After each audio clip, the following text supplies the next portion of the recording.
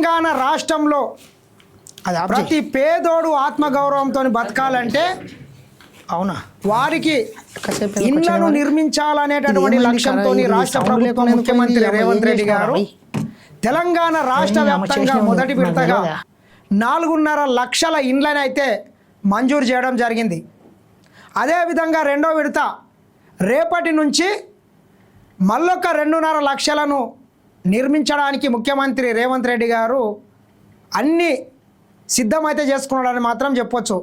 అందులో భాగంగానే ఈరోజు ఆసిఫాబాద్ జిల్లాలో ఉమ్మడి ఆదిలాబాద్ దాదాపు 1,00,000 ఇండ్లను తెలంగాణ రాష్ట్ర వ్యాప్తంగా సామూహికంగా గృహప్రవేశాలు అయితే జరగబోతున్నాయి.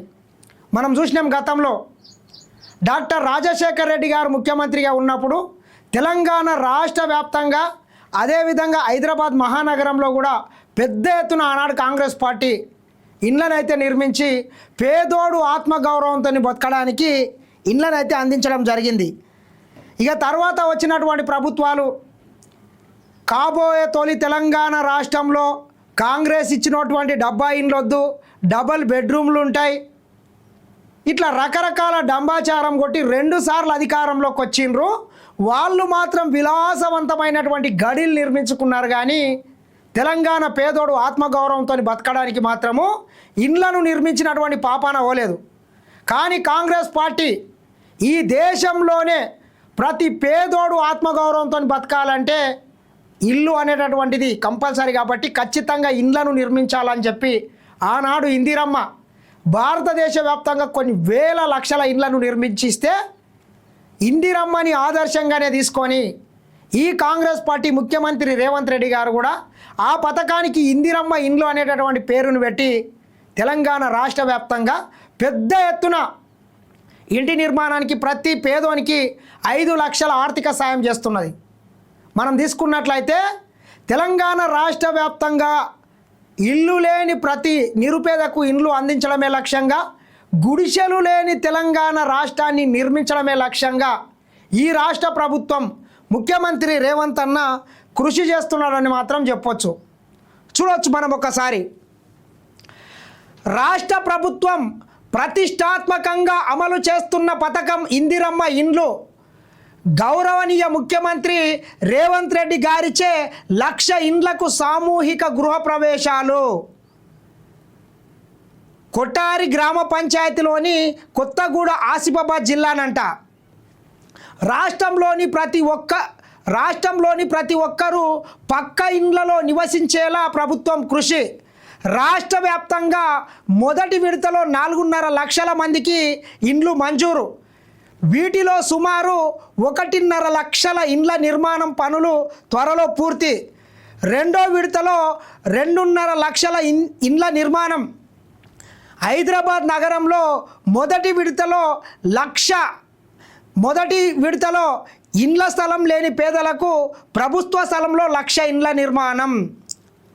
ఒక్క జిల్లాలోనే కాకుండా హైదరాబాద్ మహానగరంలో కూడా ఇండ్లు లేనటువంటి పేదోళ్లకు 1,00,000 ఇండ్లను ప్రభుత్వ స్థలంలోనే నిర్మించి ఇవ్వడానికి కూడా ఈ రాష్ట్ర ప్రభుత్వం అన్ని ఏర్పాట్లను అయితే చేసుకుంటున్నది. ముఖ్యమంత్రి రేవంత్ రెడ్డి గారు మాత్రం ఎవరు అవునన్నా కాదన్నా ప్రతి పేదోడు ఆత్మగౌరవంతో బతకడానికి ఇందిరమ్మ ఇండ్ల కార్యక్రమం మాత్రం తెలంగాణ రాష్ట్రంలో అత్యంత సక్సెస్ఫుల్ కార్యక్రమం అని మాత్రం చెప్పొచ్చు. కులాలకు మతాలకు పార్టీలకు అతీతంగా కూడా ఈ ఇండ్లని మంజూరు చేయడం జరిగింది. మనం గత 10 ఏళ్ళు చూసుకున్నట్లయితే మిత్రులారా, ఏ సంక్షేమ పథకం ఉన్నా మొదట బీఆర్ఎస్ పార్టీ వాళ్ళే దొబ్బేసినారు. అవి ఇందిరమ్మ ఇండ్లు కావచ్చు, దళిత బంధు కావచ్చు, ఎస్టీ బంధు కావచ్చు, బీసీ బంధు కావచ్చు, ఇట్లా చెప్పుకుంటూ పోతే ప్రతి పథకాన్ని కూడా ఆ పార్టీకి సంబంధించినటువంటి నాయకులు ఎవరికి చెప్తే వానికి ఇచ్చిండ్రు. ఎవరు కమిషన్లు ఇస్తే వాళ్ళకి ఇచ్చుకున్నారు. హైదరాబాద్లో తీసుకున్నట్లయితే కొన్ని 100,000 ఇండ్లు ప్రతి ఇందిరమ్మ ప్రతి డబల్ బెడ్రూమ్కు కూడా ఒక 3, 4, 5 లక్షలు ఎక్కడ పడితే అక్కడ దోసుకొని కేటాయించడం జరిగింది. కానీ ఈరోజు ఎటువంటి అవినీతికి తోవు లేకుండా, ఎటువంటి లంచానికి తావు లేకుండా ప్రతి పేదోనికి నేరుగా ఇందిరమ్మ ఇండ్లు నిర్మించుకుంటే వాళ్ళ అకౌంట్లకే ఒక్క అధికారికి కూడా రూపాయి లంచం ఇవ్వకుండా అధికారులకు నేరుగా వాళ్ళ అకౌంట్లకే ఈరోజు పైసలు వేసే పరిస్థితి అయితే మనం చూసినాం. చూద్దాం ఒకసారి ఇందిరమ్మ ఇండ్లకు గురించి. చాలామంది సంతోషం అయితే వ్యక్తం చేస్తున్నారు. చూద్దాం మరి వివిధ దినపత్రికల్లో వచ్చినటువంటి ప్రధానమైనటువంటి వార్తలను మనం ఒక్కసారి గమనించినట్లయితే, నిన్న ఐపీఎల్ ఫైనల్ జరిగింది. గుజరాత్లోని నరేంద్ర మోడీ స్టేడియంలో ఐపీఎల్ ఫైనల్ జరిగింది. గుజరాత్ అదేవిధంగా రాయల్ ఛాలెంజర్స్ బెంగళూరు మధ్య జరిగినటువంటి కీలకమైనటువంటి ఫైనల్ మ్యాచ్లో ఆర్సీబీ